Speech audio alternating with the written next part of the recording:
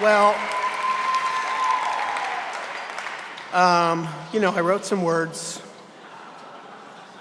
and I don't know, after all of that, I'll read them. But, wow, thank you. One of the many, many things I have to thank Stephen for, and especially also other board members like Barbara and Allison, Janet Harcum, so many, many others. You brought me into the New York Theater Workshop family all those many years ago, and for the tremendous support and generosity you have shown this wayward, at times even perverse spawn of yours in the intervening years. Thank you to everybody for being here this evening, and to all those who have given of yourselves to make this evening the joy, truly, that it has been for me. I've been dreading having to stand up here in front of you all for months. It's not my flavor. I felt so keenly the obligation I have to you all, born of the love I have for so many of you who have shared this journey. There's that word. Brilliant, pithy reflections of hilarious or harrowing events of the last 34 years. But damn, how do I even attempt to make sense of that work that we've done together? I have to admit I've been struggling, but then it landed for me, what I needed this night to be for me, for us. It has to be my prayer of gratitude. It will be no surprise to many of you that a contemplation of gratitude led me to the dictionary first, to a thesaurus, and then to Google to read what other more eloquent souls have said about this word, gratitude. Some of the things I found. Cicero says that gratitude is not only the greatest of virtues, but the parent of all others. Thornton Wilder said, "We can only said to be alive in the moments when our hearts are conscious of our treasures." And Rumi, the great 13th century Persian poet and Sufi mystic, said, "Gratitude is the wine for the soul. Go on, get drunk." And it's Rumi's words have become my intention for this moment. I'm going to go and get drunk on gratitude. I hope you'll all join me at the bar. I found my way into this quest to celebrate gratitude, to enumerate the gratitude by way of the original Broadway cast of Funny Girl. Yes, as it has been said, I'm 71 years old, and despite all the desires to be so much more than, I am now finally accepting and acknowledging and even embracing that at heart, I'm a mid-century modern, vintage, aged to the point of fermentation, show queen from the suburbs of Hartford.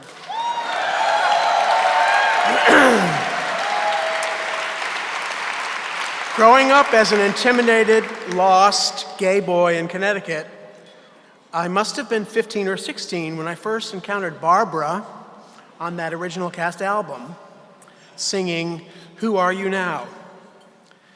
It's a late second act number that's cut from the film, and it's Fanny and Nick's relationship is coming to an end. Fanny sings, "Who are you now that you're mine?" Barbara sings this to herself, imagining he's there. "Are you something more than you were before? Are you someone better for my love?" I can look back now and I understand why I was drawn to that song, not just because I was a teenage gay boy listening to Barbara Streisand, although that was certainly a large part of it, but because the form of the song is a series of questions. And as a closeted teenager with a deep and virulent suspicion of anyone who claimed to know the absolute truth, the framing of a relationship drama as a question resonated deeply. The song came back to me recently not only because Fanny's back on Broadway, but because in making lists of things to be grateful for, it is clear that the power of the question has been the guiding force in my life. It has become not just a rigorous artistic method of inquiry, but also a spiritual practice, really. So number one of this list has to be gratitude. It is no coincidence that for the last 30 years, Liz Lerman's question-centered critical response has been the guiding force in this community's approach to artistic growth and challenge. A question refuses to accept the status quo. It makes no assumptions about methodologies and aesthetics in art. It often masquerades in a dramatic work as a declarative statement, but really, it's a provocation. It's a question in drag. But undoubtedly, the questions attendant curiosity and wonder have guided my life and guided my time at New York Theater Workshop. Next on my gratitude list, I feel good about the strides I think we've made in accomplishing the vision of the board when they hired me back in '88, though others in the room will probably have very different ideas about that. The goal, as I understood it, was to make New York Theater Workshop a distinctive, a one-of-a-kind place, despite its somewhat generic name, New York Theater Workshop. To my incredulity, the stated value was simply that they wanted NYTW to change the art form to transform the field. They were wise enough to understand that to try and go any further in defining what transforming the field might or could mean was a fatal mistake. You can imagine how that landed in this young artistic leader's soul. I think another thing that we've done is to be a home and resource for theater makers beyond just productions. That we've championed the role of the director and other generative artists as equally vital visionaries in the creation of a work on the stage. When the theater was founded, the playwright was centered. There wasn't any effort whatsoever on the landscape of American theater in 1979, 1980 on behalf of a director. This theater did it. I think to bring a sensibility or a voice from the margins and offer a platform to be seen and heard. That is, I think, is another wonderful accomplishment. Of course, this has not just been the work of the board and me alone. The work toward realizing these things has been done by so many people in our orbit. Audience members who stuck around through thick and thin, always curious about what they would find on walking through our funky, overcrowded lobby. Decades of staggeringly committed staff, amazing people. I got to spend every day with them, and to say they are family is somewhat cliched, certainly in this room, but it is the truth. It is my family. They're talented, passionate, who could put their talents to work in a much more lucrative effect. But they've supported us by donating, and those, most of all maybe, who have donated tirelessly, selflessly, and who have been so flabbergastingly generous. Which brings me to maybe the most fundamental thing on my list of things to be grateful for, the artist. As much as I worship, and that's a word I do not use lightly, the work that they produce, it is their practice that maybe means the most to me. They are our sacred creatures who, like monks, humble themselves with every breath they take to this gift they have been given. The pursuit of virtuosity is an attempt to reach the gods. The artists selflessly steward their artistic imaginations, often with deprivation and sacrifice, in service to others of their species. They illuminate the way for us all. I feel tremendous gratitude for the forbearance that this generous community has given me personally, and for this community's steadfast belief in the primacy of the act of theater. Let's just leave it at the fact that I made it up as I went along. There was no MFA in artistic leadership to be pursued, and you all were kind enough to indulge me in my attempts. I was allowed to follow my instincts, scratch that itch of curiosity, to bet on my hunches. How lucky I've been to be in your company. You gave me a life I wasn't ever sure I'd have. And yet, full of gratitude, awe, and love, because I cannot help being who I am still standing here with more questions. Questions that I was instructed in the art of asking by my theatrical forebears.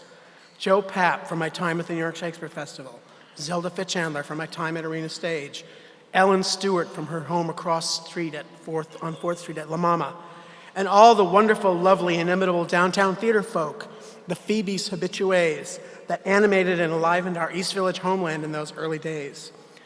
The three founders of the old WPA theater where I got a real start as a director, the Joe Chinos, the Charles Ludlums, the Barbara Ann Tiers, the John Vaccaros, the Will Leaches, the Douglas Turner Wards, the Marvin Camillos. I'm grateful for their zest and verve and example. I've never stopped being in awe of their fire, curiosity, their restlessness. All these people who use their life force to try and answer, how can a theater, the theater, as Zelda put it, be an instrument of civilization, a resource for the enrichment of our community? How can we be a place where gathering there we know who we are? In a time of seemingly ceaseless destruction, how do we convince more people to partake in this ritual act of being in the audience? How do we engage the larger world that has yet to embrace the power of the art of the theater to help us forge the questions that define our communities, the struggles, our triumphs? The adventure to get where we are has been treacherous and death-defying and joyous and buoying, and I imagine that the future holds even more opportunities to perform feats of strength, wisdom, cunning, and skill. How do we think not only about the compelling voices on the stage, but on the audiences that we are inviting to be in dialogue with them? How do we take advantage of the unique opportunity to sit in a room full of strangers to embrace our common humanity? I don't know. But if any room of people can grapple with these questions going forward, it's this room. It's the people in this room. A room full of those who believe in theater's capacity to nourish and enliven. A room full of people who lead with generosity and insist on art being in our lives. But back to Barbara and why, perhaps, "Who Are You Now" comes back to me at this particular moment. By the way, the words are by Robert Merrill, who is an egregiously underappreciated theatrical poet, I think. It's a song of questions, yes. One of those questions feels particularly apt for this moment as NYTW looks into its future, as our field struggles to find its way forward, and even more broadly as we as a nation search for the way we must find to live together. But who are you now? Who are you now? Are you someone better for my love? I ask of you, all of you who care for this theater, as you face the next evolution, the next transformation, to always be thinking about this. Is what we're doing that we love, for our love, making our world a better one? Finally, in the song, as Fanny contemplates her changing relationship to Nick and reflects on what it has meant to her, she makes a declaration, not a question. I am better, braver, and surer too. And as I move amongst this community today and think back on our time together, I too find a declarative statement, emphatically not a question. The word surer, something I've always been suspicious of, certainty. But it is this elusive gift you have given me of certainty that I hold tight to my heart. You have allowed me a life I wasn't sure I'd ever find. What you see before you now is one big clump of gratitude and love, and that is so full of feeling that I cannot find the words. Thank you.